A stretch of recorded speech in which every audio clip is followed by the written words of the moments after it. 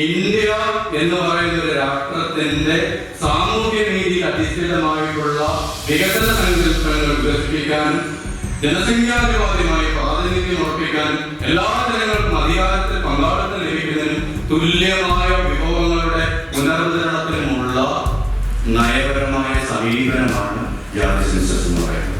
India ഒരു ദേശരാഷ്ട്രമായി രൂപീകരിക്കുന്ന ഘട്ടത്തിൽ ഇന്ത്യയിൽ ആരൊക്കെയാണോ അധികാരം കൈയടക്കി വെച്ചിരുന്നത് അതേ മനുഷ്യർ തന്നെയാണ്, അതേ സമുദായങ്ങൾ തന്നെയാണ് ഇപ്പോഴും വിഭവങ്ങളും അധികാരം കൈയടക്കി വെച്ചിരിക്കുന്നത്. ജനറൽ ക്യാപിറ്റൽ കമ്മിറ്റി എന്നതിനടുത്ത് ഒരു SC/ST കാണാത്തിരിക്കുന്നത് നിയമപരമായി ഭരണഘടനമായി പരിരക്ഷയുള്ള ഇടത്തിലല്ലാതെ എവിടെയാണ് മർദ്ദിത ജനവിഭാഗത്തിൽ ഒരാളെ നിങ്ങൾക്ക് കാണിച്ചു തരാൻ പറ്റുന്നത്? വർഷാവർഷം സർക്കാർ 18,000 കോടി മുടക്കുന്ന എയ്ഡഡ് മേഖലയിൽ SC/ST റെപ്രസെന്റേഷൻ 0.39%. ഒരു ജാതി ഹിന്ദുവിന് തോന്നുന്ന ആന്തരിക നിരാകരണം അതിന്റെ ബാഹ്യമായിട്ടുള്ള പ്രകടനമാണ് ജാതി. കേരളത്തിൽ പോലും വോട്ട് കഴിഞ്ഞിട്ട് വർഗാടിസ്ഥാനത്തിലോ തത്വാടിസ്ഥാനത്തിലോ അല്ല വോട്ടിന്റെ പാറ്റേൺ നിശ്ചയിക്കുന്നത്. ആണ് ഈഴവ വോട്ടോടെ പോയി, ദളിതരുടെ വോട്ടോടെ പോയി, നായരുടെ വോട്ടോടെ പോയി, ക്രിസ്ത്യാനികളുടെ വോട്ടോടെ പോയി എന്നൊക്കെയാണ് എപ്പോഴും അനലൈസ് ചെയ്യുന്നത്. നമ്മുടെ സാഹിത്യത്തിനകത്തൊക്കെ ഏറ്റവും വിഭവത്തിലേക്ക് കാണപ്പെടുന്ന സാധനം തറവാട്.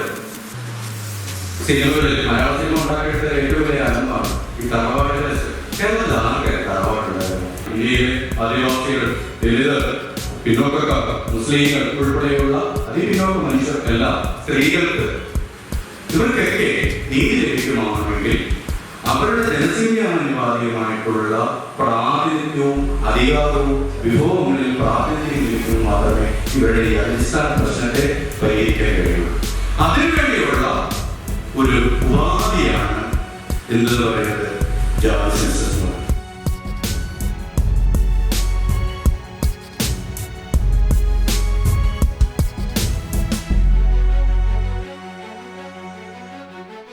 നമുക്കറിയാം, കഴിഞ്ഞ 2024 പാർലമെന്റ് തെരഞ്ഞെടുപ്പിൽ ഇന്ത്യക്കകത്ത് ഏറ്റവും ചർച്ച ചെയ്ത വിഷയമാണ് ജാതി സെൻസസ് നടപ്പിലാക്കാമെന്നാണ്. പ്രത്യേകിച്ച് ഇന്ത്യയുടെ ഞാൻ സെക്രട്ടറി ആയതുകൊണ്ട് തന്നെ ഇന്ത്യ മുന്നണിയായിരുന്നു പിന്തുണച്ചിരുന്നത്. ഇന്ത്യ മുന്നണി വളരെ ശക്തമായി ഇന്ത്യക്കകത്ത് ജാതി സെൻസസ് നടപ്പിലാക്കണമെന്ന് ഒരാവശ്യം ഉന്നയിച്ചു.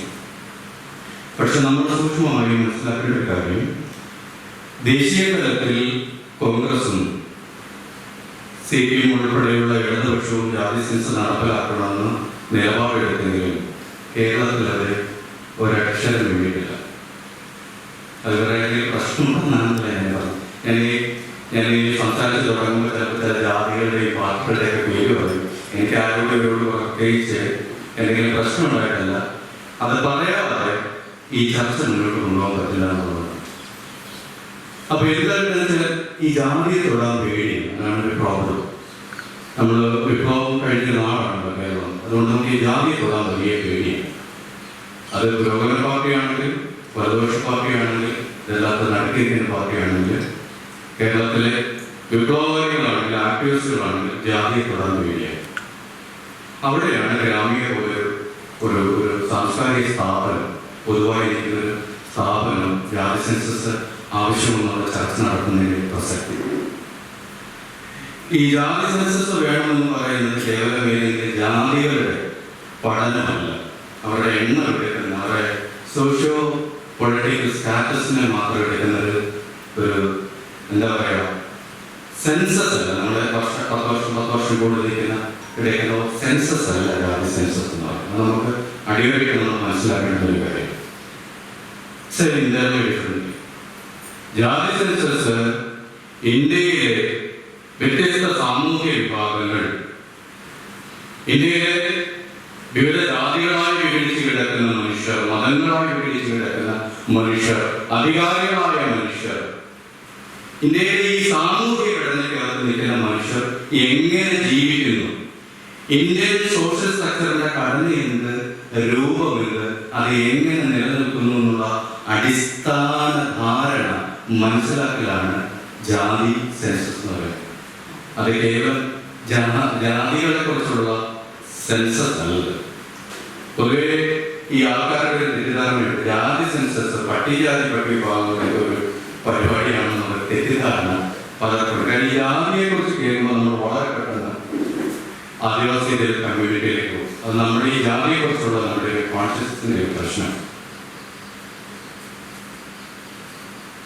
ജാതി യഥാർത്ഥത്തിൽ ജാതി സെൻസസുമായി ബന്ധപ്പെട്ട കാര്യം നമ്മൾ മനസ്സിലാക്കേണ്ടത്, ഇന്ത്യക്കകത്ത് ഏതൊക്കെ സമുദായങ്ങളാണ്, ഏതൊക്കെ ജാതികളാണ് ഇന്ത്യക്കകത്ത് അധികാരം നിലനിർത്തുന്നത്, ആരൊക്കെയാണ് ഭൂമി സ്വത്തുക്കൾ കൈയടക്കി വെച്ചിരിക്കുന്നത്, ആരൊക്കെയാണ് ഭൂമി ഉൾപ്പെടെയുള്ള വിഭവങ്ങൾ കൈയടക്കി വെച്ചിരിക്കുന്നത്, ആരൊക്കെയാണ് സ്ഥാപനങ്ങൾ കൈയടക്കി വെച്ചിരിക്കുന്നത്, ഇങ്ങനെയുള്ള വസ്തുനിഷ്ഠ യാഥാർത്ഥ്യങ്ങളുടെ കണക്കെടുപ്പാണ് യഥാർത്ഥത്തിൽ കാസ്റ്റ് സെൻസസ് എന്ന് പറയുന്നത്. അതിനെ നമ്മൾ കേവലം നമ്മുടെ മോഡറേറ്റർ ഈ ഇവിടെ സൂചിപ്പിച്ചു, നമ്മൾ ഈ സംഖ്യാപരമായിട്ടുള്ള കണക്കുകൾ എണ്ണമാണ് നമ്മൾ പലപ്പോഴും സെൻസസിലൂടെ നമ്മൾ പലപ്പോഴും എടുക്കുന്നത്. അത് തന്നെ ഇന്ത്യയിൽ 1931 ജാതി സെൻസസ്, അവസാനത്തെ ജാതി സെൻസസ് നടക്കുന്നത്. അതിനുശേഷം ഒരു ജാതി സെൻസസും ഇന്ത്യക്കകത്ത് നടന്നിട്ടില്ല. ഇപ്പോൾ നമ്മൾ പറയും ഈ ഇന്ത്യയിലെ ഇപ്പം കേരളത്തിലെ ക്രിസ്ത്യൻസ് നായർ കമ്മ്യൂണിറ്റി 7% ഏത് കണക്കിന്റെ അടിസ്ഥാനത്തിലേക്ക് പറയുന്നത്? കേരളത്തിലെ നായർ കമ്മ്യൂണിറ്റി 16% ഏത് കണക്കിന്റെ അടിസ്ഥാനത്തിലേക്ക് പറയുന്നത്? അറിയാൻ ഒരൊറ്റ കണക്കൂല്ല. സാമ്പിൾ സർവേയാണ് നടക്കുന്നത്. ഇന്ത്യക്കകത്ത് അക്കൗണ്ടന്റ് എന്ന് പറയുന്നത് തലയിൽ കണക്കെടുത്ത് നടക്കുന്ന ഏക വിഭാഗം എന്ന് പറയുന്നത് പട്ടിക വിഭാഗങ്ങളാണ്. അതല്ലാതെ ഒരു കമ്മ്യൂണിറ്റിയുടെയും സെൻസസ് ഇന്ത്യക്കകത്ത് നടക്കുന്നില്ല. ജാതി സെൻസസ് നടക്കുന്നത്, സാമ്പിൾ സർവേകളാണ് നടക്കുന്നത്. ഈ സാമ്പിൾ സർവേ വെച്ചിട്ട് ഉള്ള കലാപരിപാടിയാണ് ഈ നടക്കുന്നത് മുഴുവൻ. നമ്മുടെ സ്വാതന്ത്ര്യം കിട്ടി ഏതാണ്ട് 17 വർഷമായി.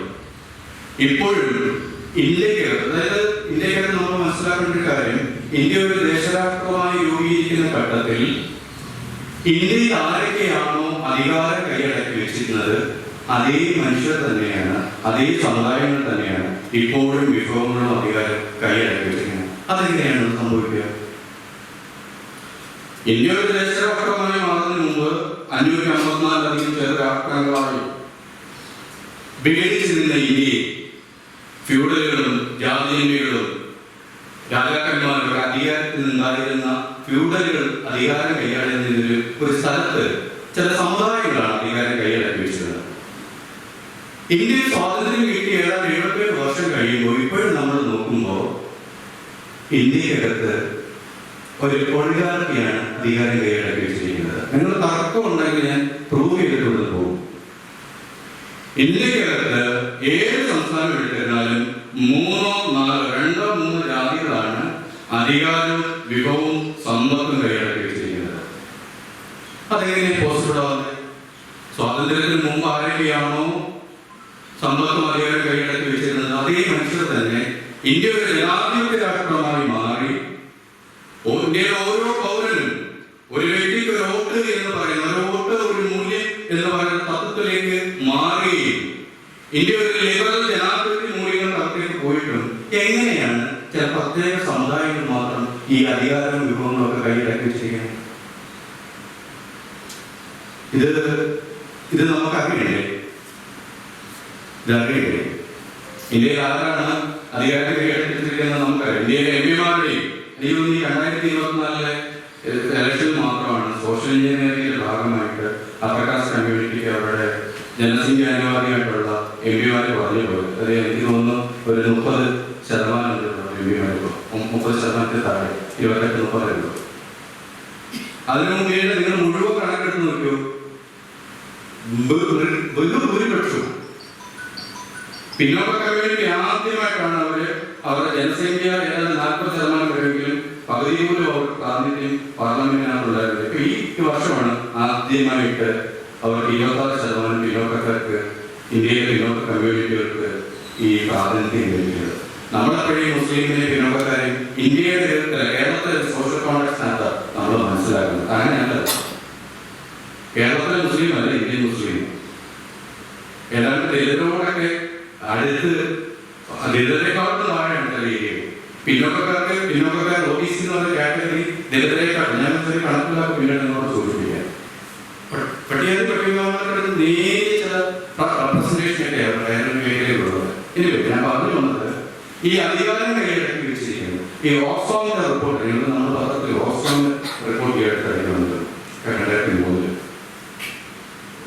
ഇന്ത്യയുടെ സമ്പത്തിന്റെ 40% കൈയടക്കി വെച്ചിരിക്കുന്നത് 1% വരുന്ന അപ്പർ കാസ്റ്റ് കമ്മ്യൂണിറ്റി. ഇന്ത്യയുടെ 70% വരുന്ന സമ്പത്തും വെൽത്തും കൈയടക്കി വെച്ചിരിക്കുന്നത് 10% വരുന്ന കമ്മ്യൂണിറ്റികളാണ്. ബഹുഭൂരിപക്ഷവും മൃഗീയ ഭൂരിപക്ഷവും അപ്പർ കാസ്റ്റ് കമ്മ്യൂണിറ്റി. അതെങ്ങനെയാണ് ഇന്ത്യക്കകത്ത് ഈ വേൾഡ് ഇൻഇക്വാലിറ്റി ലാബിന്റെ ഒരു കണക്ക് പുറത്ത് അതിനകത്ത് അവരൊരു മില്യനേഴ്സിന്റെ കണക്ക് പറഞ്ഞു. ഇന്ത്യയിലെ മില്യനേഴ്സ് 90% അപ്പർ കാസ്റ്റ് കമ്മ്യൂണിറ്റി. ഞാൻ ഈ പറഞ്ഞു വന്നത് ഇന്ത്യ ജനാധിപത്യ രാഷ്ട്രമായി മാറിയിട്ടും ഇന്ത്യക്കകത്ത് ഇന്ത്യയുടെ ബഹുഭൂരിപക്ഷം 40% വരുന്ന പിന്നോക്ക കമ്മ്യൂണിറ്റികൾക്കും 26% വരുന്ന ആദിവാസി ദളിതർക്കും മൈനോറിറ്റികൾക്കും അവർക്ക് ജനസംഖ്യാനുപാതികമായി പ്രാതിനിധ്യമില്ലാന്ന് മാത്രമല്ല പകുതി പോലും പ്രാതിനിധ്യം കിട്ടുന്നില്ല. ഈ യാഥാർത്ഥ്യം ഇതിനെ പ്രശ്നവൽക്കരിക്കാതെ ഇന്ത്യക്കകത്ത് നമുക്ക് ഒരു തരത്തിലുള്ള വികസനം നമുക്ക് സാധ്യമല്ല. ജാതി സെൻസസ് നടപ്പിലാക്കുക എന്ന് പറഞ്ഞാൽ ജാതികളെ കേന്ദ്രീകരിക്കുന്ന പരിപാടിയല്ല. അത് ഇന്ത്യൻ സോഷ്യൽ മൊറാലിറ്റിയും ഇന്ത്യയുടെ വികസനവും ഇന്ത്യയുടെ ധാർമ്മികതയും ഇന്ത്യയുടെ എല്ലാ തരത്തിലുള്ള ആചാരവിശ്വാസങ്ങളും നിലനിൽക്കുന്നത് ജാതിക്കാരായതുകൊണ്ടാണ് ജാതി കേന്ദ്രീകൃതമായി പഠനം നടത്തുന്നത്. യഥാർത്ഥത്തിൽ ജാതിയെ കുറിച്ച് പഠിക്കുക, ജാതി സെൻസസ് നടത്തുക എന്ന് പറഞ്ഞാൽ ഇന്ത്യ എന്ന് പറയുന്ന ഒരു രാഷ്ട്രത്തിന്റെ സാമൂഹ്യ നീതിയിൽ അധിഷ്ഠിതമായിട്ടുള്ള വികസന സങ്കല്പങ്ങൾ വികസിപ്പിക്കാനും ജനസംഖ്യാനുപാതികമായി പ്രാതിനിധ്യം ഉറപ്പിക്കാനും എല്ലാ ജനങ്ങൾക്കും അധികാരത്തിൽ പങ്കാളിത്തം ലഭിക്കുന്നതിനും തുല്യമായ വിഭവങ്ങളുടെ പുനർവിതരണത്തിനുമുള്ള നയപരമായ സമീപനമാണ് ജാതി സെൻസസ് എന്ന് പറയുന്നത്. അതല്ലാതെ കേവലം ജാതികളെ കുറിച്ചുള്ള പഠനം. കാര്യം നമുക്കറിയണം, നമ്മുടെ ഒരു വാർഡിൽ ഇവിടുത്തെ വാർഡ് മെമ്പർമാർക്കുള്ളിൽ നമ്മളൊരു വാർഡിൽ വീട് കൊടുക്കണം, നമ്മൾ വീട് കൊടുക്കണം. ആർക്കെ വീട് കൊടുക്കുന്ന ആരൊക്കെ വീടില്ലാന്ന് അറിഞ്ഞാലേ വീട് എത്ര കൊടുക്കാൻ നമുക്ക് അറിയുള്ളൂ. കക്കൂസ് ആർക്കെങ്കിലും ഇല്ലാന്ന് അറിഞ്ഞാലേ നമുക്ക് കക്കൂസ് കൊടുക്കാൻ പറ്റുള്ളൂ. അപ്പൊ ഈ വസ്തുനിഷ്ഠ യാഥാർത്ഥ്യം ഇന്ത്യയുടെ അംഗമാണ്. ഒരു കണക്ക് നിങ്ങൾക്ക് കിട്ടില്ല. നിങ്ങൾ ആർക്കെ ഫയൽ നോക്ക്, നിങ്ങൾ വേണമെങ്കിൽ ഞാൻ കഴിഞ്ഞാൽ നമ്മൾ പ്രത്യേകിച്ച് ഒരു ആദിവാസി മേഖല പ്രവർത്തിക്കുന്ന ഒരാളും പല മേഖലയിൽ ബന്ധപ്പെട്ടിട്ടുള്ള കുറച്ച് പഠനങ്ങളൊക്കെ നടത്തുന്ന ഒരു മേഖലയായിട്ട് ചെയ്യുന്നുണ്ട്. കഴിഞ്ഞ 10-15 വർഷമായിട്ടെങ്കിലും പല ആർട്ടികൾ കൊടുക്കുകയും ഇതിന്റെ കണക്കുകൾ നോക്കി ഫോളോ ചെയ്യുന്ന ഒരാളാണ്. ഒരൊറ്റ ഡേറ്റ നിങ്ങൾക്ക് അവൈലബിൾ ആവില്ല. ആകെ കൂടി നമുക്ക് കിട്ടുന്നത് പാർലമെന്റിനകത്ത് വെക്കുന്ന ചില കമ്മീഷൻ റിപ്പോർട്ടുകൾ, ചില പാർലമെന്ററി സ്റ്റാൻഡിംഗ് കമ്മിറ്റിയുടെ റിപ്പോർട്ടുകളൊക്കെ നമുക്ക് ഒരു കണക്ക് അവൈലബിൾ ആവും. ഈ വസ്തുനിഷ്ഠ യാഥാർത്ഥ്യം ഇല്ലാതെ നമുക്ക് ഇന്ത്യക്കകത്ത് എങ്ങനെ വികസനം സാധ്യമാകും? നമ്മുടെ ജാതി സെൻസസ് ഇന്ത്യക്കകത്ത് വലിയ ചർച്ചയാവുന്നത് ബീഹാറിലെ ജാതി സെൻസസ് നടപ്പിലായതോടുകൂടി 2022 അവർ ജാതി സെൻസസിനുള്ള നീക്കം നടത്തുകയും 2023 തുടങ്ങുകയും ചെയ്യുന്ന സമയത്ത് ഈ ജാതി സെൻസസിന് അഗെയിൻസ്റ്റ് ആയിട്ട് വലിയ രീതിയിൽ അവിടെ പ്രക്ഷോഭം ആരംഭിച്ചു. യൂത്ത് ഫോർ ഇക്വാലിറ്റി ചില ഓർഗനൈസേഷൻസ്, യൂത്ത് ഫോർ ഇക്വാലിറ്റി പോലെയുള്ള ചില ഓർഗനൈസേഷൻസ് അവരെതിരെ കാസ്റ്റ് സെൻസസ് നടപ്പിലാക്കാൻ പാടില്ലെന്ന് പറഞ്ഞു. പാട്ന ഹൈക്കോടതി ജാതി സെൻസസ് നടപ്പാക്കുന്നുള്ള സർക്കാരിന്റെ നിലപാടിൽ ശരിവെക്കുകയും ഇതിനെതിരായിട്ട് സുപ്രീം കോടതി പോയി 2023 ഓഗസ്റ്റിൽ സുപ്രീം കോടതി പറഞ്ഞു പാട്ന ഗവൺമെന്റിന്റെ ജഡ്ജ്മെന്റ് കറക്റ്റാണ്, അതിന് നിയമസാധ്യതയുണ്ട്, അതുകൊണ്ട് സ്റ്റേറ്റ് ഗവൺമെന്റിന് ജാതി സെൻസസ് നടപ്പിലാക്കാൻ പറഞ്ഞു. ആ ജാതി സെൻസസ് നടപ്പിലാക്കാനായിട്ട് ആ പാട്ന ഹൈക്കോടതി പറഞ്ഞൊരു കാര്യമുണ്ട്. ഇന്ത്യക്കകത്ത് സംസ്ഥാനത്തിനകത്ത് നീതിയോടെ നമ്മൾ വളരെ വ്യക്തമായി നമ്മൾ ചോദിച്ചില്ല, നീതിയോടെ വികസനം നടപ്പാക്കാൻ കാസ്റ്റ് സെൻസസ് വേണമെന്നുള്ളത്. നീതിയോടെ വികസനം നടത്തുന്നത് കാര്യം വികസനം എന്ന് പറയുന്നത് കേവലം ഇൻഫ്രാസ്ട്രക്ചർ ഡെവലപ്മെന്റ് മാത്രമല്ല. മനുഷ്യന്റെ ദാരിദ്ര്യത്തിൽ നിന്നും അവന്റെ കഷ്ടതയിൽ നിന്നും ആരോഗ്യ പ്രശ്നങ്ങളിൽ നിന്നും അവന്റെ ദുരിതങ്ങളിൽ നിന്നും നമ്മുടെ സ്ത്രീകൾ അനുഭവിക്കുന്ന സംഘർഷങ്ങളും പീഡനത്തിൽ നിന്നൊക്കെയുള്ള അത്യന്തികമായ വിമോചനമാണ് നമ്മുടെ ഡോക്ടർ അമർത്യസൻ എന്നൊക്കെ പറയുന്നത്. പിന്നെ ഡെവലപ്മെന്റ് ഓഫ് ഫ്രീഡം ബുക്കിനകത്തൊക്കെ പറയുന്നത് മനുഷ്യന്റെ അൾട്ടിമേറ്റ് ഫ്രീഡത്തിലേക്ക് മനുഷ്യന് പോകാൻ കഴിയുന്ന പ്രക്രിയയാണ് ഡെവലപ്മെന്റ്. ഇതിന് കഴിയുന്നില്ല എന്നുള്ളിടത്താണ് ഇതിന്റെ യാഥാർത്ഥ്യം നിൽക്കുന്നത്. ഞാൻ പറയുന്നത് ഈ നമ്മളിന്ന് നേരിടുന്ന ഈ ക്രൈസിസ് ഇന്ത്യൻ ദേശാടനം രൂപീകരിക്കുന്ന ഘട്ടത്തിൽ തന്നെ ഇന്ത്യ അഭിമുഖീകരിക്കുന്നുണ്ട്.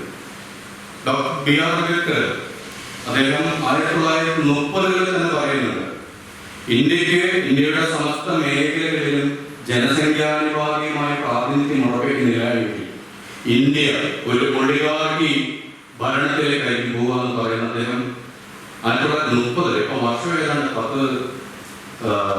96 വർഷമായി. ഇന്ത്യ സ്വേച്ഛാധിപത്യത്തിലേക്കായിരിക്കും പോകാന്ന് പറയുന്ന അദ്ദേഹം അന്നാണ് പറഞ്ഞത്. 1931 രണ്ടാം വട്ടമേശ സമ്മേളനത്തിൽ അംബേദ്കർ പോകുന്ന സമയത്ത് അദ്ദേഹം ബ്രിട്ടീഷുകാരോട് ചോദിക്കുന്നത്, നിങ്ങൾ ആർക്കാണ് ഇന്ത്യ നമ്മളറിയാം സൈമൺ കമ്മീഷന് ശേഷം ഇന്ത്യക്ക് പുതിയ കോൺസ്റ്റിറ്റ്യൂഷൻ കൊണ്ടുവരാൻ ഇന്ത്യക്ക് അധികാരം കൊടുക്കാനായിട്ടുള്ള ചർച്ചകൾ തുടങ്ങുന്നു. ഈ സൈമൺ കമ്മീഷനെ തുടർന്നാണ് പിന്നീട് ഇന്ത്യയിൽ റൗണ്ട് ടേബിൾ കോൺഫറൻസ് രൂപപ്പെടുന്നത്. അതിനെ തുടർന്നാണ് 35 ആദ്യത്തെ ഭരണഘടന വരുന്നത്, ഇലക്ഷൻ നടക്കുന്നത്. 37, 42 ഇലക്ഷൻ നടക്കുന്നത്. ഇന്ത്യയിൽ ഒരു ജനാധിപത്യ രാഷ്ട്രമായിട്ട് പരിണമിക്കുന്നു. അതിന് തുടക്കത്തിൽ അംബേദ്കർ ചോദിക്കുന്നത്, ഇന്ത്യക്ക് സ്വാതന്ത്ര്യം വിട്ട് കൊടുത്തിട്ട് ബ്രിട്ടീഷുകാർ പോകാൻ തീരുമാനിക്കുന്ന ഘട്ടത്തിൽ ഡോക്ടർ അംബേദ്കർ ബ്രിട്ടീഷുകാരോട് ചോദിക്കുന്നത്, നിങ്ങൾ ആർക്ക് അധികാരം വിട്ടിട്ടാണ് പോകാൻ പോകുന്നത്? ഇന്ത്യയുടെ ബഹുഭൂരിപക്ഷം വരുന്ന ജനതയ്ക്ക് യാതൊരു പ്രാതിനിധ്യം കിട്ടാത്ത ഈ ഇന്ത്യ രാജ്യത്ത് നിങ്ങൾ ഈ അപ്പർ കാസ്റ്റ് കമ്മ്യൂണിറ്റിയെ അധികാരം ഏൽപ്പിച്ചിട്ടാണോ ഇന്ത്യ വിട്ടു പോകുന്നതിനുള്ള അംബേദ്കറുടെ ഏറ്റവും മർമ്മപ്രധാനമായ ചോദ്യത്തിൽ നിന്നാണ് പിന്നീട് നമ്മൾ ഇന്ന് കാണുന്ന കമ്മ്യൂണൽ അവാർഡ്, ഊനാക്കാർക്കും സംവരണവും പിന്നോക്കക്കാർക്കും ദളിതാദിവാസികൾക്കൊക്കെ പ്രാതിനിധ്യം കിട്ടുന്ന സംവരണമുള്ള അടിസ്ഥാന തത്വങ്ങൾ, മൗലിക തത്വങ്ങളിലേക്ക് ഈ ചർച്ച പോകുന്നു. അതായത് 1930 തന്നെ 31 തന്നെ അംബേദ്കർ നിങ്ങൾ ആർക്കാണ് അധികാരം വിട്ടുപോകുന്നത് എന്നുള്ള ചോദിച്ചു. അതുകൊണ്ട് അങ്ങനെ ചോദ്യം വന്നതുകൊണ്ട് പ്രാതിനിധ്യമെങ്കിലും ഇന്ത്യയിലെ പട്ടികജാതിപ്പെട്ട വിഭാഗങ്ങൾക്കും OBC കിട്ടി, പക്ഷെ പങ്കാളിത്തമില്ല. ഇതാണ് നമ്മൾ നേരിടുന്ന ക്രൈസിസ്. ഇന്ത്യയിലെ പിന്നോക്കക്കാർക്ക് നമ്മളത് കുറച്ചുകൂടി സൂക്ഷ്മമായിട്ട് നമ്മൾ മനസ്സിലാക്കി. ഇന്ത്യയിലെ പിന്നോക്കക്കാർക്കും പട്ടികജാതിവർഗങ്ങൾക്കും മുസ്ലിങ്ങൾക്കും ന്യൂനപക്ഷങ്ങളും മധ്യത ജനവിഭാഗങ്ങൾക്കും സ്ത്രീകൾക്കും പ്രാതിനിധ്യമുണ്ട്, പങ്കാളിത്തമില്ല. 543 MP-മാരുണ്ട് നമ്മുടെ മൊത്തം പാർലമെന്റിൽ. അതിലേതാണ്ട് 131 SC/ST. നമ്മൾ SC/ST കാണുന്നത് അധികാരമില്ലാത്ത ആളുകളെ അല്ലേ? പൗരസ്ത്യ കാറ്റഗറി ആയിട്ടാണ് നമ്മൾ പട്ടികജാതികളെ കാണുന്നത്. 131 MP-മാരുണ്ട്, 87 SC, 44 ST ഉണ്ട്. ഒറ്റയ്ക്ക് ഇന്ന ഈ രാജ്യം ഭരിക്കാനുള്ള ശേഷിയുണ്ട്. അവർക്ക് ഏതെങ്കിലും ഈ നയപരമായ കാര്യത്തിന് അത് പങ്കാളിത്തമുണ്ടോ? എവിടെ എന്തെങ്കിലും കാര്യത്തിനോ? ഈ സംവരണം നേരിടുന്ന പ്രാതിനിധ്യം നേരിടുന്ന വലിയ പ്രശ്നമാണ്. എനിവേ അത് വേറെ ടോപ്പിക്കാണ്.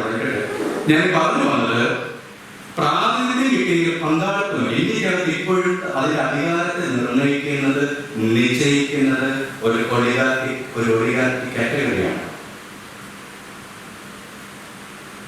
അതുകൊണ്ടാണ് ഡോക്ടർ ഗോപാൽ ഗുരുവിനെ പോലെയുള്ള ആളുകൾ, പൊളിറ്റിക്കൽ സയന്റിസ്റ്റ് ആയിട്ടുള്ള ഗോപാൽ ഗുരുവിനെ പോലെയുള്ള ആൾ, അദ്ദേഹത്തിന്റെ ഒരു ലിബറൽ ഡെമോക്രസി ഇന്ത്യയുടെ ദളിത് ക്രിട്ടിക് എന്ന അദ്ദേഹത്തിന്റെ പഠനം അതിൽ അദ്ദേഹം പറയുന്നത് ഇന്ത്യക്കകത്ത് അധികാര കൈമാറ്റം നടന്നത് ഇന്ത്യയിലെ സവർണ ജാതികളുടെ അധികാരത്തിന്റെ എക്സ്പാൻഷനാണ് നടന്നത്. അവരിലേക്കാണ് ഈ അധികാരത്തിന്റെ കൈമാറ്റം നടന്നതെന്ന് അദ്ദേഹം പറയുന്നത്, നിരീക്ഷിക്കുന്നത്. എക്സാക്ട്ലി കറക്റ്റാണ്. കണക്കുകാരെയും വെച്ചിട്ട് നമ്മൾ അടിപൊളിയായിട്ട് പറഞ്ഞു തരാം. ഈ അധികാരത്തിന്റെ എക്സ്പാൻഷനാണ് ഇന്ത്യയിൽ വരുന്നത്. അപ്പൊ ഈ പ്രശ്നം നമ്മൾ എപ്പോഴും നമ്മളൊരു ഇന്ത്യ ഒരു വലിയ എന്താ പറയുക, വലിയ സംഭവമാണ്, ലോകത്തിലെ വലിയ ജനാധിപത്യ രാഷ്ട്രമാണെന്നൊക്കെ നമ്മൾ പറയും. ഈ വലിയ ജനാധിപത്യ രാഷ്ട്രം എന്ന് പറയുന്നത് അതിന്റെ ക്വാളിറ്റിയിലല്ല, ക്വാണ്ടിറ്റിയിൽ, എണ്ണത്തിലാണ് നമ്മൾ വലിയ ജനാധിപത്യ രാഷ്ട്രം എന്ന് പറയുന്നത്.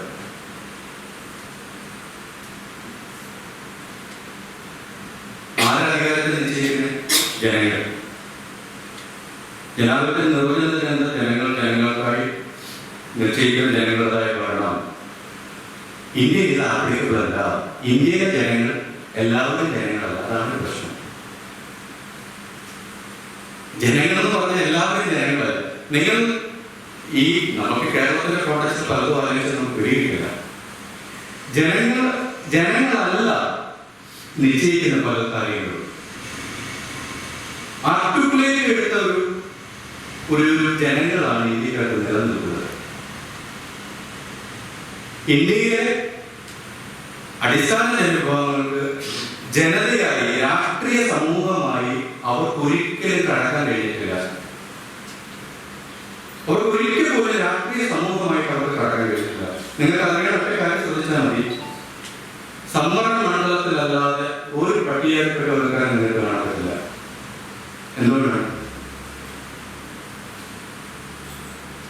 എന്തുകൊണ്ടാണ്? 16 MLA-മാരുണ്ട് കേരളത്തിൽ, 16 സംവരണ മണ്ഡലമുള്ളത്.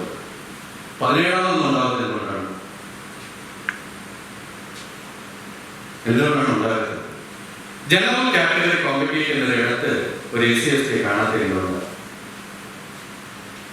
ഇനി വേണ്ട, നിയമപരമായി ഭരണഘടനമായി പരിരക്ഷയുള്ള ഇടത്തിലല്ലാതെ എവിടെയാണ് മർദ്ദിത ജനവിഭാഗത്തിൽ ഒരാളെ നിങ്ങൾക്ക് കാണിച്ചു തരാൻ പറ്റുന്നത്? കേരളത്തിൽ ചീഫ് സെക്രട്ടറിമാരിൽ ഇന്ന് വരെ എൻ്റെ അറിവിൽ ഒരു വീട് ഉണ്ടെന്ന് തോന്നുന്നു, ഒരു മുസ്ലിമാണ്, മനീഷ് ഷാഫി ഉണ്ടെന്ന് തോന്നുന്നു.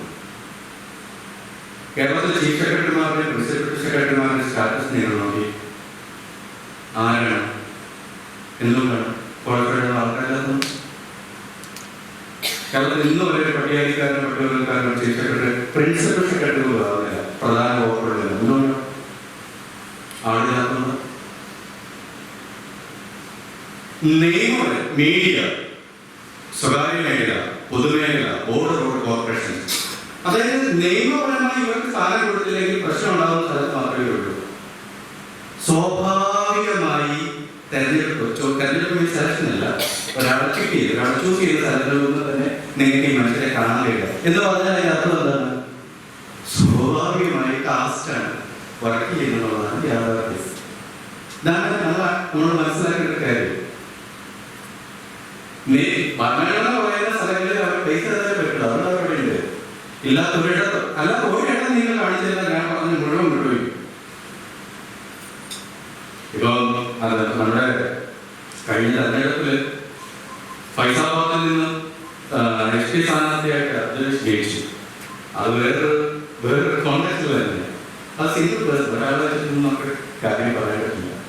അത് വേറെ അത് പറഞ്ഞ് വേറെ ബ്രിട്ടീഷ് പറയാനുണ്ട്. അതിലേക്ക് ഞാൻ പറഞ്ഞത് സ്വാഭാവിക ഇന്ത്യക്കകത്ത് നിൽക്കുന്ന സോഷ്യൽ മൊറാലിറ്റി എന്ന് പറയുന്നത് കാസ്റ്റാണ്.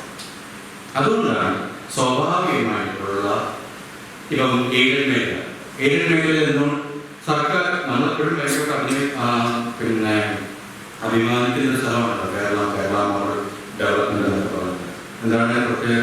വിദ്യാഭ്യാസത്തിൽ, പിന്നെ ശിശുഭരണ നിരക്കിൽ, സ്ത്രീകളുടെ ആരോഗ്യത്തിൽ ഒക്കെ വലിയ പുരോഗതി നേടും. ഈ നമ്മൾ കേരള മോഡൽ ഡെവലപ്മെന്റില് ഒന്നാമത്തെ കാറ്റഗറി പറയുന്ന എഡ്യൂക്കേഷൻ 72% നിലനിൽക്കുന്നത് എയ്ഡഡ് മേഖല. നമ്മൾ വർഷാവർഷം സർക്കാർ 18,000 കോടി മുടക്കുന്ന എയ്ഡഡ് മേഖലയിൽ SC/ST റെപ്രസെന്റേഷൻ 0.39%. നമ്മുടെ കുഞ്ഞിന് പാല് മേടിക്കുമ്പോൾ കൊടുക്കുന്ന ടാക്സ്, ഉപ്പ് മേടിക്കുമ്പോൾ കൊടുക്കുന്ന ടാക്സ്, അരി മേടിക്കുമ്പോൾ കൊടുക്കുന്ന ടാക്സ്, സർക്കാർ എടുത്ത് ശമ്പളവും ഗ്രാൻഡും കൊടുക്കുന്ന സ്ഥാപനം. UGC റിസർവേഷൻ നടപ്പിലാക്കണമെന്ന് പറഞ്ഞിട്ട് റിസർവേഷൻ നടത്താൻ നിയമപരമായി യാതൊരു തടസ്സമില്ലാഞ്ഞിട്ടും അവിടെ റിസർവേഷൻ നടപ്പിലാക്കുന്നില്ല. എന്തുകൊണ്ടാണ്? ചില കമ്മ്യൂണിറ്റികളാണ് അത് കൈകാര്യം വെച്ചിരിക്കുന്നത്. കേരളത്തിന്റെ സവിശേഷ കൊണ്ടത്തിൽ പിന്നോക്ക കമ്മ്യൂണിറ്റികൾ കുറച്ച് സ്ഥാപനങ്ങളുള്ളതുകൊണ്ട് അവിടെ വരുന്നു. ഞാൻ ഈ പറഞ്ഞു വന്നത് നമ്മുടെ സോഷ്യൽ മൊറാലിറ്റി എന്ന് പറയുന്നത് ഈ കാസ്റ്റായിട്ടാണ് നിലനിൽക്കുന്നത്. ഈ ജാതി സെൻസസിനെ നമ്മൾ വളരെ സൂക്ഷ്മമായിട്ട് നമ്മൾ പരിശോധിക്കുമ്പോൾ നമുക്ക് 2-3 കാര്യങ്ങൾ നമുക്ക് മനസ്സിലാക്കിയിട്ട് ഇതിനെ കടക്കാൻ കഴിയുള്ളൂ. 1 ജാതി, 2 അധികാരം, 3 ജനാധിപത്യം. ഈ 3 കാര്യത്തെ മനസ്സിലാക്കിക്കൊണ്ട് നമുക്ക് ഈ കാസ്റ്റ് സെൻസസ് എന്ന് പറയുന്ന അതിന്റെ പ്രക്രിയയ്ക്ക് സാമൂഹ്യ ഘടനയ്ക്കകത്തേക്ക് നമുക്ക് കിടക്കാൻ കഴിയും. അതിങ്ങനെ ജാതി നമ്മളിങ്ങനെ ജാതി ചർച്ച ചെയ്യുന്ന ഞങ്ങൾക്ക് തോന്നുന്നു ജാതിയുടെ ഞങ്ങളെ ഒന്നിച്ച് ചെയ്യുന്നു. ഞാൻ കോളേജിൽ പോയി ഭക്ഷണം കഴിക്കണം, പൊതുവെ കേൾക്കുന്ന സ്ഥാനമാണ്. കോളേജിൽ പോയി ഭക്ഷണം കഴിക്കാറുണ്ട്. എൻ്റെ കസിൻ കല്യാണം കഴിച്ചൊരു കർത്താവ് വിഭൂതിയാണ്. അത് അൺടച്ചബിലിറ്റിയുടെ സാധനമാണ്. കാസ്റ്റ് അതല്ല.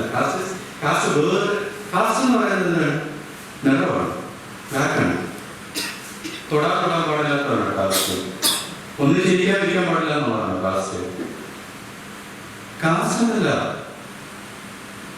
കാസ്റ്റ് ഡോക്ടർ അംബേദ്കർക്ക് ക്രിയേറ്റ് ചെയ്തപ്പെട്ടുള്ള ശ്രീകൃതമായിട്ടുള്ള അസമം നിലനിൽക്കുന്ന ഒരു അധികാര ബന്ധമാണ്.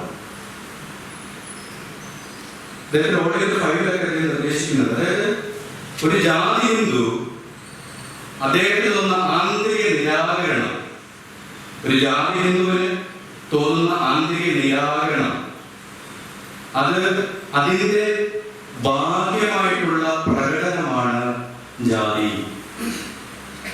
എന്ന് പറഞ്ഞാൽ. ആന്തരികമായി തോന്നുന്ന നിരാകരണത്തിന്റെ, ആന്തരികമായ ഒരു മനുഷ്യനെ പുറന്തള്ളുന്നതിന്റെ ബാഹ്യ പ്രതികരണം മാത്രമാണ് ഇതെന്ന് പറയുന്നത് കാസ്റ്റ്. പ്രതികരിക്കുന്നതിനുള്ള കാസ്റ്റ് എന്നാണ് അതിന്റെ അർത്ഥം. അൺടച്ചബിലിറ്റി കോൺസ്റ്റിറ്റ്യൂഷൻ 17 പ്രകാരം നിരോധിച്ചുകൊണ്ട് ഇപ്പൊ ആർക്കും അത് പ്രാക്ടീസ് ചെയ്യാൻ പറ്റുന്നില്ല എന്നുള്ളൂ. അതുകൊണ്ട് കാസ്റ്റ് തന്നെ കാസ്റ്റ് നമ്മുടെ എല്ലാ സാമൂഹിക ബന്ധത്തിനകത്ത് കാസ്റ്റ് ഉണ്ട്. നിങ്ങളുടെ മക്കൾക്ക് മോൾക്ക് കല്യാണം, നിങ്ങൾ വളരെ വിപ്ലവകാരികളായിരിക്കും. നിങ്ങളുടെ മോൾക്ക് കല്യാണം വരട്ടെ, മോന് കല്യാണം വരട്ടെ. നിങ്ങൾ വിപ്ലവകാരികൾ പുരോഗമനമായിരിക്കുമ്പോൾ നിങ്ങളുടെ കുടുംബത്തിന്റെ ജീവിതത്തിന്റെ എല്ലാ സാമൂഹിക നടന്ന ചടങ്ങുകൾ വരട്ടെ, കാസ്റ്റ് വളരെ പുറപ്പെടുന്നതാണ്. നമ്മൾ ശ്രദ്ധിച്ചാൽ മതി. തെരഞ്ഞെടുപ്പ് വരുമ്പോൾ അത് വാർഡ് വിഭജനത്തിൽ അങ്ങനെയൊന്നും വരാൻ സാധ്യതയില്ല. നിയമസഭാ ലോക്സഭാ തെരഞ്ഞെടുപ്പ് നിങ്ങൾ വിഭാഗം ശ്രദ്ധിച്ചാൽ മതി. നമുക്ക് അവിടുത്തെ ഡൊമിനന്റ് കമ്മ്യൂണിറ്റി ഏതാണെന്ന് വളരെ പെട്ടെന്ന് തിരിച്ചറിയാൻ പറ്റും. നമ്മൾ ഈ പ്രോഗ്രസീവായിട്ടുള്ള കേരളത്തിൽ പോലും വോട്ട് കഴിഞ്ഞിട്ട് വർഗാടിസ്ഥാനത്തിലോ തത്വാടിസ്ഥാനത്തിലോ അല്ല വോട്ടിന്റെ പാറ്റേൺ നിശ്ചയിക്കുന്നത്. ആണ് ഈഴവ വോട്ടോടെ പോയി, ദളിതരുടെ വോട്ടോടെ പോയി, നായരുടെ വോട്ടോടെ പോയി, ക്രിസ്ത്യാനിയുടെ വോട്ടോടെ പോയി എന്നൊക്കെയാണ് എപ്പോഴും അനലൈസ്.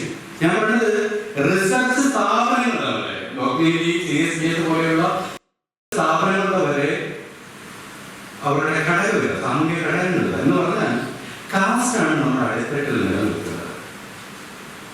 ഈ കാസ്റ്റിനെ പ്രശ്നവൽക്കരിക്കാതെ നമുക്ക് ഒരു തരത്തിലും നമുക്ക് ഈ പറയുന്ന നമ്മുടെ എന്താ പറയുക ഇതിനകത്തേക്ക് കടക്കാൻ പിന്നപ്പെട്ടത് 5 മിനിറ്റിനകത്ത് നടത്താൻ സമയം പരിഹാരം തീരാം. ഞാൻ ഈ നമ്മുടെ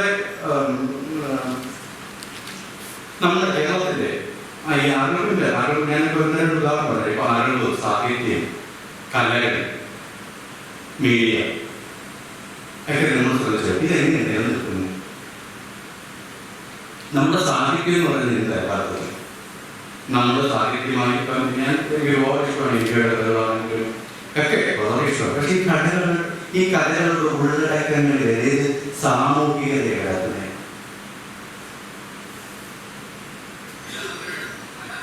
ആരുടെ കഥകളാണ്? നമ്മുടെ സാഹിത്യത്തിനകത്ത് നമുക്ക് ഏറ്റവും വിഭവത്കരിച്ച് കാണപ്പെടുന്ന സാധനം തറവാട്. സിനിമകളിൽ മലയാള സിനിമ ഉണ്ടാക്കിയെടുത്ത ഏറ്റവും വലിയ അലമ്പാണ് ഈ തറവാടുകളെ. കേരളത്തിൽ ആകെ തറവാടുണ്ടായിരുന്നു ഒരു 3% 1759 വരെ രാജാവിനോ അമ്പലങ്ങൾക്കും അല്ലാതെ സാമന്തരാജനല്ല ഓട് ഭാഗം പറ്റില്ലായിരുന്നു. 1759 വരെ ഓട് ഭാഗം പറ്റില്ലായിരുന്നു. തറവാട് പക്ഷേ ഓട് ഭാഗം തറവാടില്ലെന്നല്ല ഞാൻ പറഞ്ഞത്. കമ്മ്യൂണിറ്റികളുടെ 3% പോലും തറവാട് എന്നുള്ളൊരു സങ്കല്പന ഉണ്ടായിരുന്നില്ല. ഇഷ്ടംപോലെ ബ്രിട്ടീഷ് കൊളോണിയൽ രേഖകൾ ഇവിടെ അതെല്ലാം രേഖകളുണ്ട്. നമ്മുടെ വിഷയങ്ങളൊക്കെ കിടക്കുന്നത്. ഞാൻ പറഞ്ഞത് ഇത് ഉണ്ടാക്കിയെടുത്ത സ്ഥാനം സിനിമയിലാണ് സാഹിത്യത്തിനകത്തും ഉണ്ടാക്കിയെടുത്ത സ്ഥാനം. അതുകൊണ്ടാണ് പ്രദീപം ബാബുക്കും മനുഷ്യരുടെ മാഷി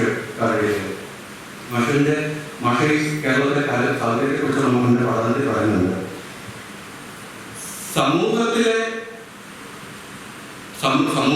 സമൂഹത്തിലെ സമുദായവും കൃതികളിലെ സമൂഹവും വിശകലനം ചെയ്യുമ്പോൾ ഇതെന്താണ് കൃതി ഉൽപ്പാദിപ്പിക്കുന്നത് പറയാനുള്ള സമൂഹത്തിനൊക്കെ ആരൊക്കെയാണോ മേൽത്തട്ടിലും മേൽക്കോയ്മയും അധികാരത്തിലും ഉണ്ടായിരുന്നത് അതേ മനുഷ്യരുടെ കഥകളും ബിംബങ്ങളും ഒക്കെയാണ് എവിടെയായിട്ടുള്ളത് നമ്മുടെ സാഹിത്യത്തിനാണ് ഉള്ളത്.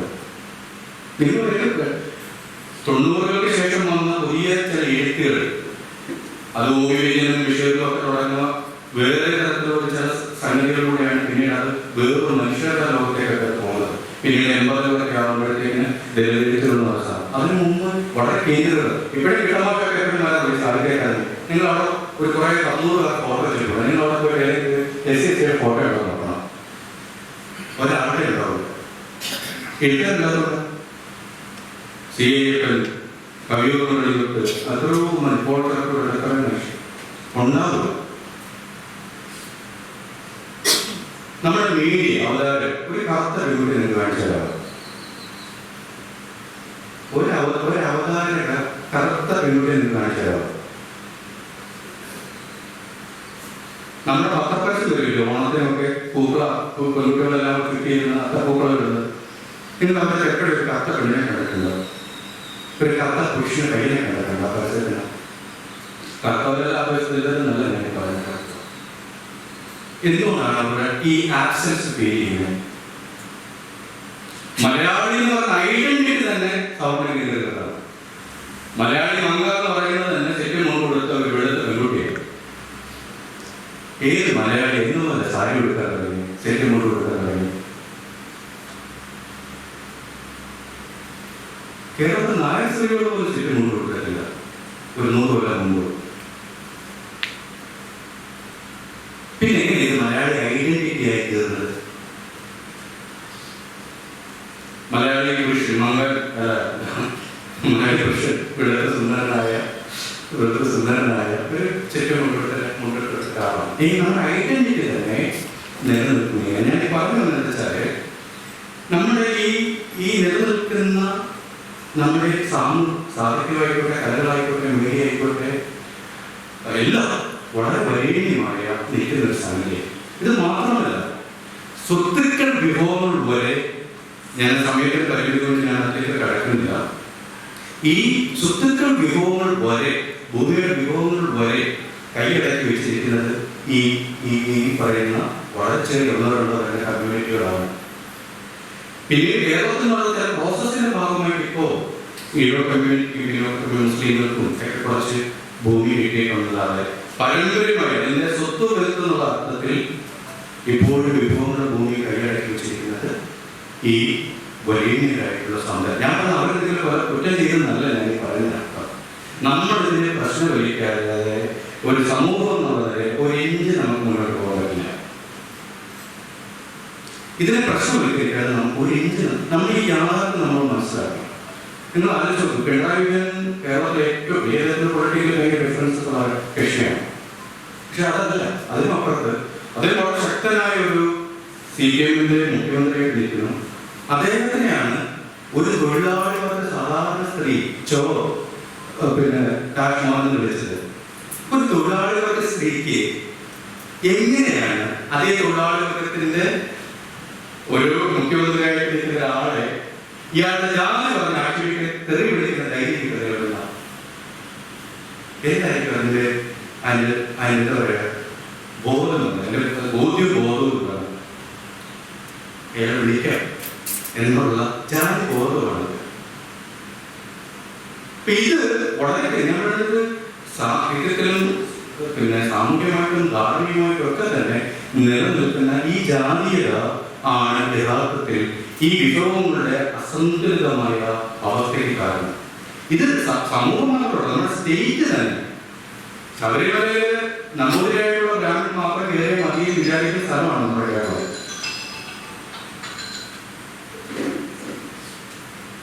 ബ്രഹ്മം അറിയുന്നതെല്ലാം ബ്രാഹ്മണനാണെന്ന് പറയുകയും ചെയ്യും.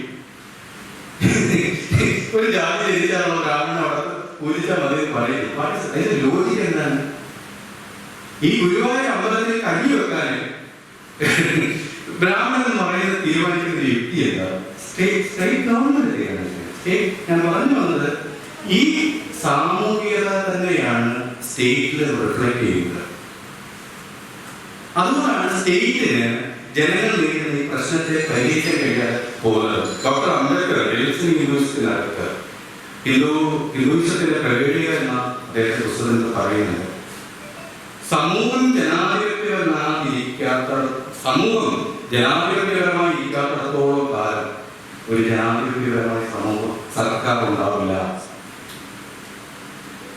എന്ന് അദ്ദേഹം പറയുന്നത്. സമൂഹം ജനാധിപത്യപരമല്ലാത്തതുകൊണ്ടാണ് നമ്മുടെ സ്റ്റേറ്റ് ഗവൺമെന്റും ജനാധിപത്യപരമല്ല. സ്റ്റേറ്റ് ഗവൺമെന്റ് ജനങ്ങളിൽ നിന്ന് ഭിന്നമായ ഒന്നല്ല,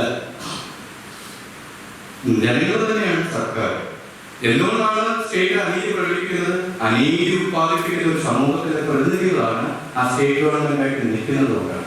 അതുകൊണ്ടാണ് ഡോക്ടർ ബി.ആർ. അംബേദ്കർ ജനാധിപത്യം എന്ന് പറയുന്നത് ഒരു സർക്കാർ രൂപമല്ല എന്നും അത് രണ്ടും മനുഷ്യരുടെ ജീവിതതത്വമാണെന്നും രണ്ടും മനുഷ്യർ തമ്മിലുള്ള കൊടുക്കുവാങ്ങലുകളാണെന്നും അവിടെ സഹോദര്യമാണ് വർക്ക് ചെയ്യേണ്ടതെന്നും പറയുന്ന ഒരു തത്വത്തിലേക്ക് ഡോക്ടർ ബി.ആർ. അംബേദ്കർ എത്തുന്നത് അതുകൊണ്ടാണ്.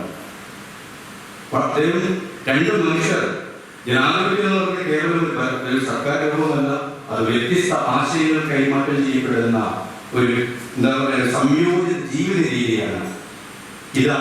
ഇപ്പോഴാണ് ഈ ജീവിത രീതിയിലാണ് സ്വാതന്ത്ര്യമുള്ളത്, അപ്പോഴേ സമത്വം ഉണ്ടാവും. അത് തന്നെയാണ് സഹോദര്യം എന്നുള്ളതാണ് അംബേദ്കർ പറയുന്നത്.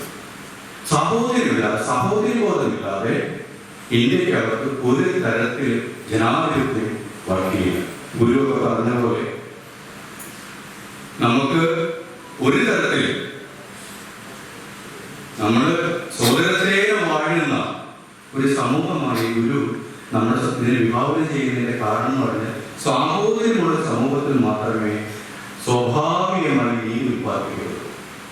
അങ്ങനെ നമ്മളെല്ലാം തുല്യരാണ് എന്നുള്ള ഒരു ബോധം നമുക്ക് വരികയും നമ്മൾ ഒരു പട്ടിണിഭാവങ്ങളും യാതൊരുവിധ വിഭവങ്ങളുടെ സ്വത്തിൽ പങ്കാളിത്തമില്ലാതെ ഇരിക്കുന്ന സാമൂഹ്യ അവസ്ഥയാണ് ഈ വിവേചനങ്ങൾ നേരിടാനുള്ള കാരണം.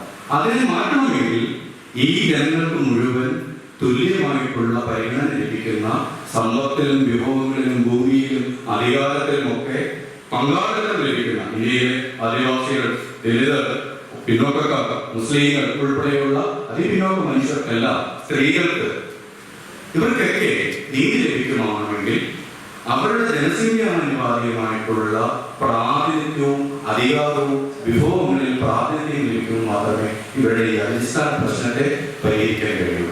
അതിനുവേണ്ടിയുള്ള ഒരു ഉപാധിയാണ് എന്തെന്ന് പറയുന്നത് ജാതി സെൻസസ് എന്ന് പറയുന്നത്. എല്ലാ പ്രശ്നത്തിനും പരിഹാരമായിട്ടുള്ള ഒറ്റമൂലിയാണ് ജാതി സെൻസസ് എന്നല്ല ഞാൻ പറയുന്നത്. പക്ഷെ നിലനിൽക്കുന്ന സാമൂഹിക ക്രമത്തെ മനസ്സിലാക്കാനും അതിന്റെ രൂപവും ഘടനയും മനസ്സിലാക്കാനും അതിന്റെ രോഗത്തെ അറിഞ്ഞ് അതിന് മരുന്ന് കൊടുക്കാനും പരിഹരിക്കാനും കഴിയുന്ന നിലവിലത്തെ നമുക്ക് മുന്നിലുള്ള ഏറ്റവും നല്ല വഴികളൊന്നാണ് ജാതി സെൻസസ്. ആ ജാതി സെൻസസ് നടപ്പിലാക്കാനായിട്ടുള്ള ഇടപാടുകളാണ് നമ്മുടെ പൊതുസമൂഹത്തിന്റെ ഭാഗത്തു നിന്ന്, സാമൂഹിക കാംക്ഷിക്കുന്ന ജനങ്ങളുടെ ഭാഗത്തു നിന്ന്, ജനാധിപത്യത്തെ കാംക്ഷിക്കുന്ന ജനങ്ങളുടെ ഭാഗത്തു നിന്ന് ഉണ്ടാവേണ്ടത്. അതിനുവേണ്ടിയാണ് കേരളത്തിലെ രാഷ്ട്രീയ പാർട്ടികളും സർക്കാരും തുനിയേണ്ടത് എന്ന് പറഞ്ഞുകൊണ്ട് അത്തരം ജാതി സെൻസസിനെ നടപ്പിലാക്കാനായിട്ടുള്ള എല്ലാ തരത്തിലുള്ള സമ്മർദ്ദങ്ങളും ആശയതലത്തിലുള്ള ചർച്ചകളും നമ്മുടെ ഭാഗത്ത് നിന്ന് രൂപപ്പെടണമെന്ന് മാത്രം പറഞ്ഞുകൊണ്ട് നടത്തുന്നു. ഒരിക്കൽ കൂടി രാമകൃഷ്ണൻ.